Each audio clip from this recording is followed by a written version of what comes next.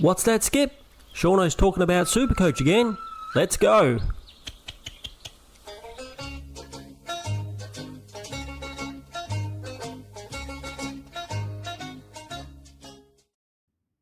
G'day everybody, it's Shauno again, and I'm back with some more Supercoach content. Today we're going to be doing our Round 11 review video, but before we get into it, don't forget to subscribe. Everyone's been really supportive, so thank you so much for that. So if you haven't already subscribed, please go ahead and do that now. Like the video if you like the video, and leave me a comment down below letting me know how you did this week. All right, one more thing, don't forget to join the Discord, and then when we do our live videos on Thursday, we can feature your team. All you need to do is put your team in the Post My Team Here section, and yeah, we'll feature your team up on the screen and have a bit of a chat about it.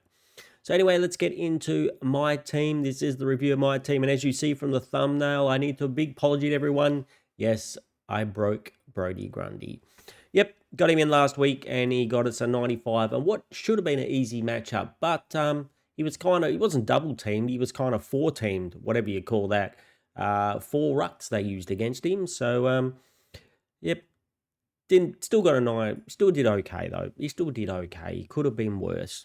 So this week we scored a 2,298, 25,036 round rank, which was not too bad, a lot better than the 100,000 we got the week before. And as you can see, we moved up 5,692 places. Now, yes, that is seems nice, but considering we lost 10,000 places last week, yeah, it's still not great, but we are happy to see green arrows, and we're we won 7 out of 7 of our leagues and only lost 1 of our draft leagues, so pretty happy overall. And the team looks in I won't say a good situation, but a reasonable situation for winning my leagues, which is what we're concentrating on at the moment. Obviously the overall rank doesn't really matter to me anymore, we're so far off the pace. So winning my leagues is a big deal, and I'm looking pretty good coming into the buys comparing to my opponents. So before we get into that, let's go through the team and see how the individual players did. Sinclair 114 is loving it being in the man back in that back role. So thank you, Sinclair. Got exactly on his average, which was very nice. Clark 83. Again, disappointing. He could look like he was going to get less than this, so I guess 83 will live with it. It could have been worse, but we really would like a few, spike scores out of him. Josh Dacos 73 had a bit of attention from Milan Murdoch. So for the second week in a row, we've had one player in my team kind of tag another player in the team. So why we didn't send a Bradley Hoff to Nick Dacos, I will never know after it worked so well the week before. Could have been the difference between us winning the game or not. But anyway, they didn't. They sent the kid didn't really tag him, but run with him, the Willen Dersmer. And I don't know, maybe that was the difference. Maybe it wasn't. Good showing, though, by my Eagles boys on such a big occasion, though. Lindsay, 55. Now, I see a lot of people are like, oh, he's got a 55. He's all done for. Last week, I said he could still potentially knock out 100s. Now, he was on like 47 at halftime. Now, yes, he's only scored like 7 or 8 points for the rest of the game, but he was on the way to go. So I'm not still sold on he must be got rid of yet. Unlike this guy next to him, Selwood has scored a 25. He's pretty much tanked everything, lost 16K, and now he's got a break even of 93. So if you still got him like I do, he might be one that you need to move on because he could be losing some more money. Yes, he's good coverage for the buys, and he could come back and start getting 60s and 70s again, but if he had a few weeks of low scores, he could really start losing all that money that he's made for you. So he's definitely one I'm considering putting on the chopping block this week. Then we had our new draftee, Will Dirksen, into the team, and he did very well for a 99k player. And we had him on the field, which was nice, a 67. As you can see, we also had Todd Marshall and Will Edwards, and he was the best. As I feared with Todd Marshall, the reason I left him on the bench, even though he was named in the back line, naughty Port Adelaide doing that, they played him up forward. And we know when he plays up forward, he usually doesn't score a lot. So, he's not playing this week, so he can't lose any more money, and he's got a break even of 68. So hopefully, I don't know. At least he's not going to lose money this week, where Selwood would. So I'm not too sure. It's one of those two that have to go this week. Will Edwards is still plugging along. He got me making me some more money. He's got a break even at 23. If he could keep getting these 50s and 60s, I did buy him in the inflated 150-ish. I believe I paid. So if he could get to 250 and make me 100 grand, and he's been covering me on the bench, so that's fine. I'm quite happy with that. Zach Butters, who was my captain after the vice captain on Grundy didn't work this week, even though we bought him in especially for that matchup and paid a stupid amount of money for him. Yes, the vice captain didn't work, and so we went with Zach Butters, who was looking like he wasn't going to get to the 100, but he ended up scraping to 103, which I guess with a lot of the lower scores was our captain options this week, I guess we will take it. The other option was obviously Bont we could have taken, but we were still worried about his being slightly injured. And, he had a lower game last week, but he came back with a 119, which was very nice. Dacos 124, yes, carved the Eagles up and probably, as he's done a few times this year, put the game on his back and went and won the game himself. Finn Callanan, nice to see 104. He was getting a bit of attention from Dunkley. I think they dropped that in the last quarter, though, after the blowout.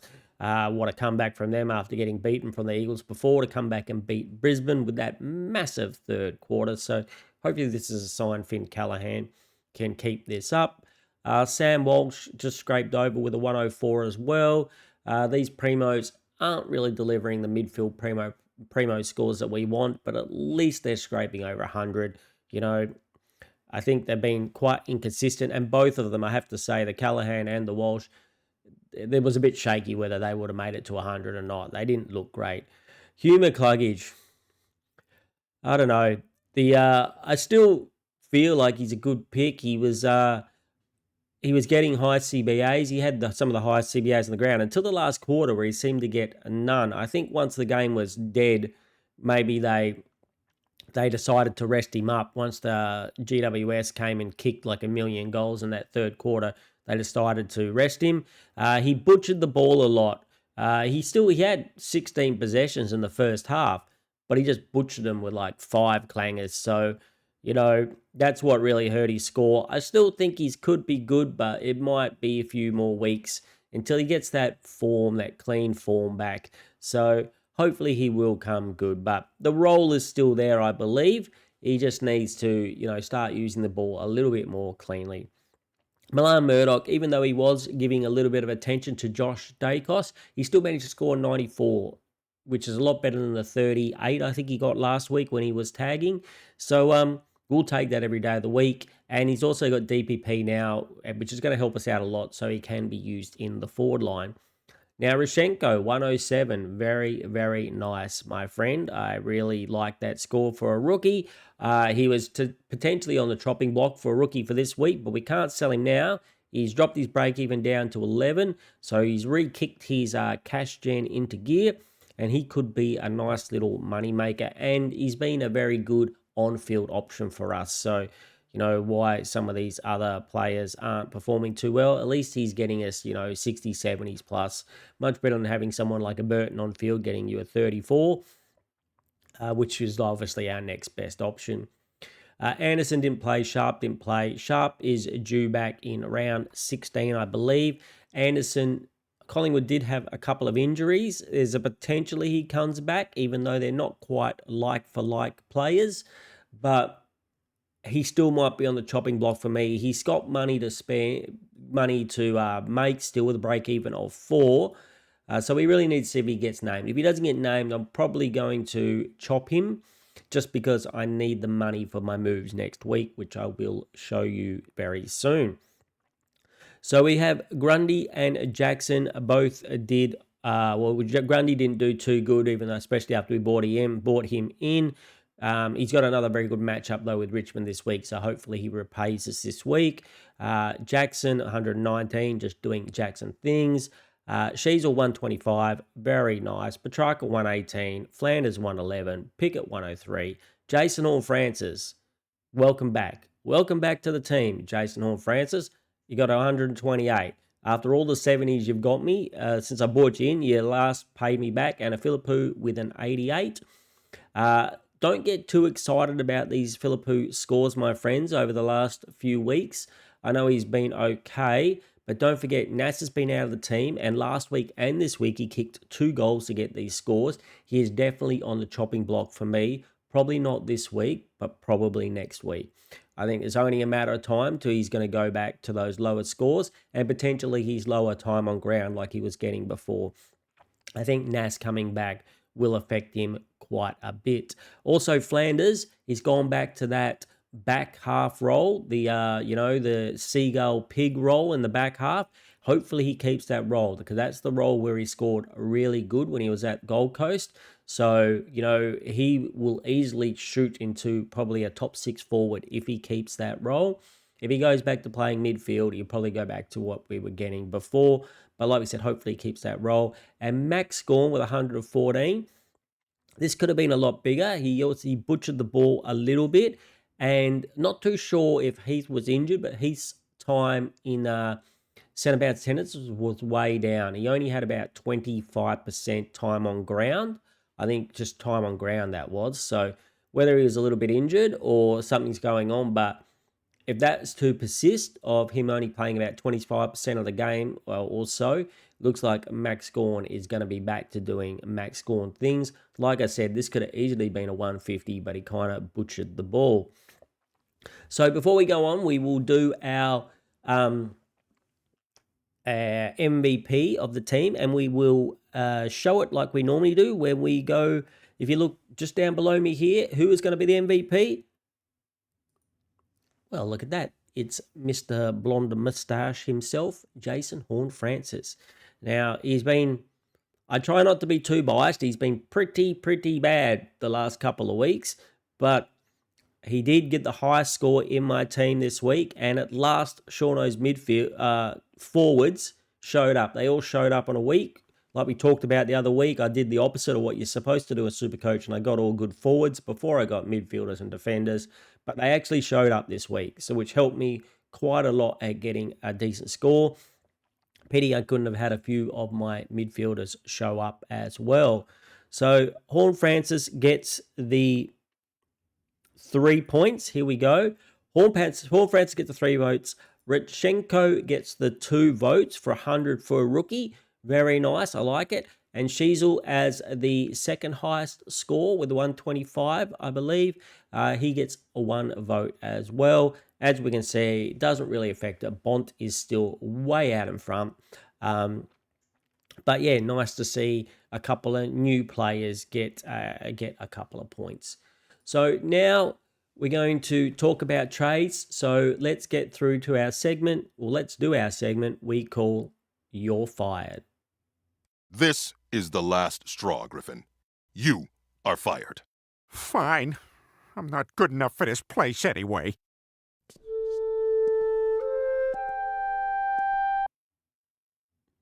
All right, let's get on with it. So this week, right? So my team is a little bit cooked because we spent all our money to get Grundy in. So we still got 191k. Oh, we didn't mention to get Grundy in, we got rid of. So we were a little bit disappointed with Grundy's score, but we sold out Houston, who got like a 47 or a 48. So we're pretty happy with that. So we no longer have to look at Houston anymore, and we got Grundy instead. So we were pretty happy with the trade, even though Grundy didn't go too well. It has left our back line a little bit bare in the way of a primo or decent players, even though Houston has shown he's obviously not a primo player when Collingwood have all their backs in the team. Even though I believe one will go, I think it was Moore is going to be injured. But even then, it's really, I think, Howe is the one that really hurts Houston because he takes all the kick-ins when he's in the team. So with the 191k, I can afford to do a straight swap from Selwood. Now, I would like this man, the Max Holmes here, but I just can't afford him. We have to go cheap. We spend all our money on Grundy and getting a bona fide captain option. So Wilkie's cheap, and Wilkie also got a little bit of attention this week. He was held to this score because Voss from Frio went on, played a more accountable role on him. I'm not worried about this 86 score. I think Wilkie can get back to his best. I think it might have was one of the lowest marks he's had all year. So I think this is still a really good pick at 430k. And like I say, so the back line, I've got this one glaring spot here, which is a real worry, which could be a really low score at any time. Also, Dirksen could always be an out this week if Wiedering comes back and they don't find another position for him in the team. But hopefully he stays in, and hopefully he can keep scoring around the 60s. He's already made us 44k, which is very, very nice. So all these three, like Edwards, Marshall, and Dirksen, they're all playing. So at least we've got coverage through the buys, right? So, and the buys are best 18. So I'm not too worried about that spot. Hopefully by the end of the buys, I'll be able to get somebody else in that spot. I'd really like a Max Holmes, but maybe it's a Whitfield, maybe it's an Archie Roberts. So, but that spot, and then with considering I've only got, if I do 3 trades, which I'm thinking about doing 3 trades, I'll only have 12 trades left. People like Lindsay might have to be my D6, and at least 2 we get to the last few rounds because we're going for leagues. He might have to be the way. That just might have to be the way. And same as when we go down. If we go down and so say Anderson isn't named this week, we get rid of Anderson and we get the Carlton rookie who has had a couple of good rounds. He looks pretty good. He's got a half forward role, so he might not always score 70s, but he's got 2 70s in a row. So to me, that seems like he's going to make some money, which is nice. And don't forget, making money, I think his job security is also pretty good, which is at this time of year when you get in rookies, you kind of want, because they might be the last rookie that you get, or if they come and play for one game and then get knocked out and then don't play anymore, it can really stop you finishing off your team, which is what worries me a little bit about this next guy. So Duff Tyler, he hasn't really made any money, but he's not playing at the moment, and he's just not scoring well as that forward. So maybe we look at Bamfield, and even though he got a big pump up by Wilkie, and apparently they like him, they do have a few other people coming back in that position. If we have a look at the injury list for St Kilda, I think Jack Higgins is one who could potentially come back. A test, so he could go out for him. Dan Butler is a hamstring, is 1 week away, so he could come back in. Liam Ryan is 2 weeks away, so he could come back in.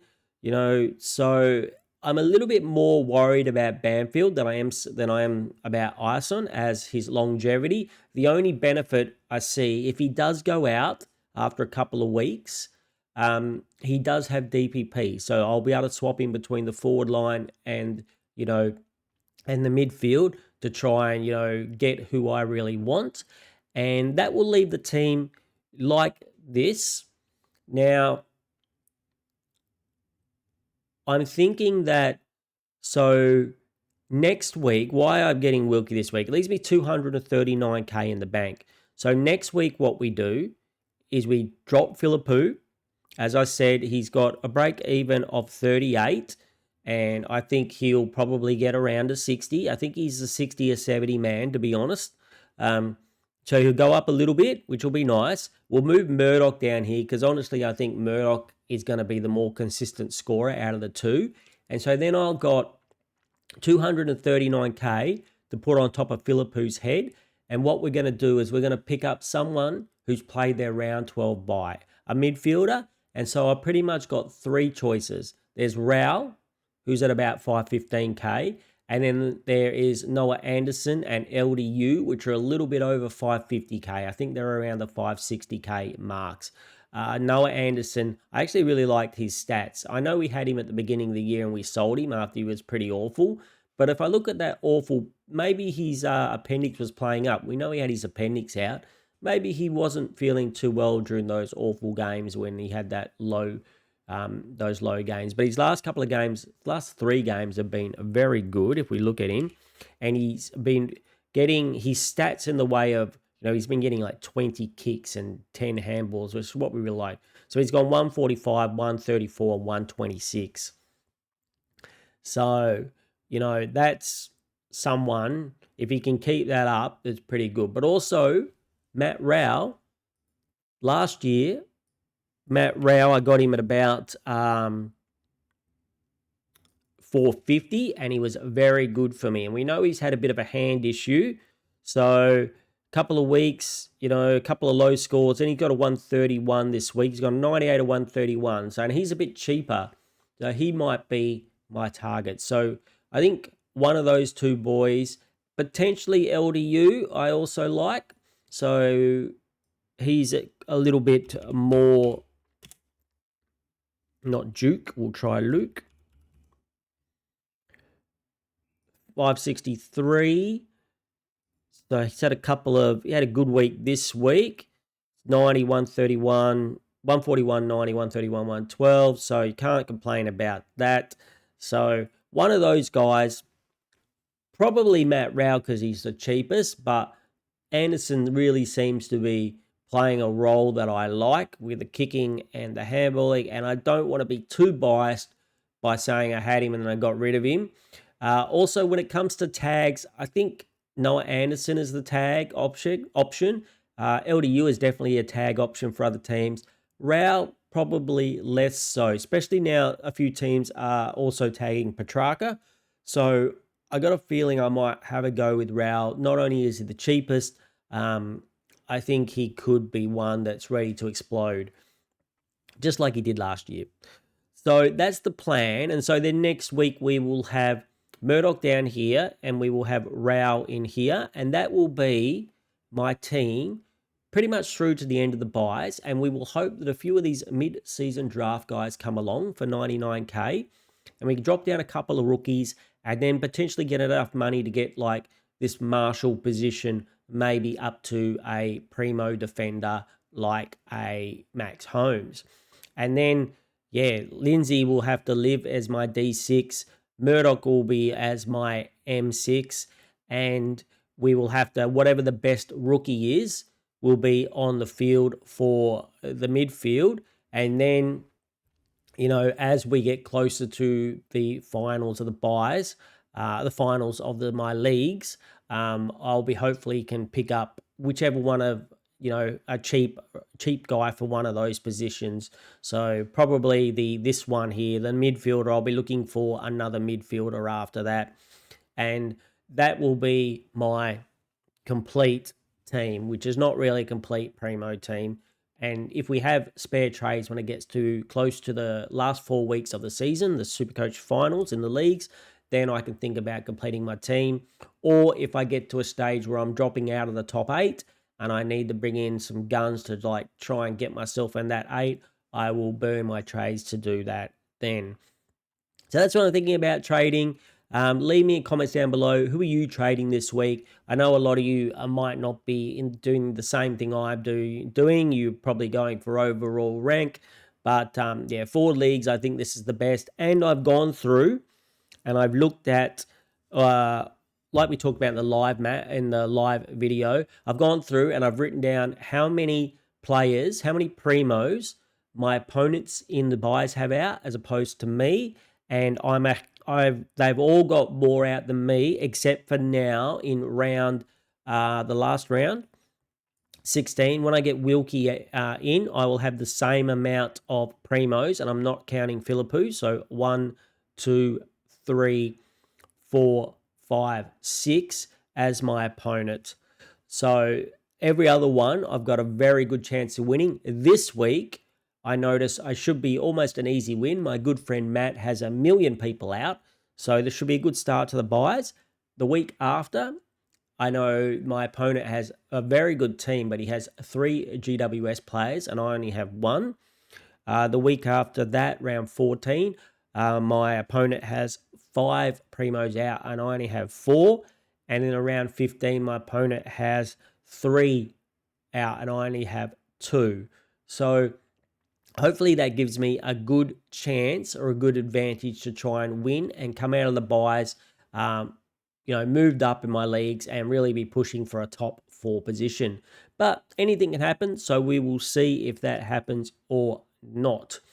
Now, I guess that's all we want to talk about for trades. If we're going to talk about vice captains and captains, I guess we better do our next segment that we call Oh Captain, My Captain.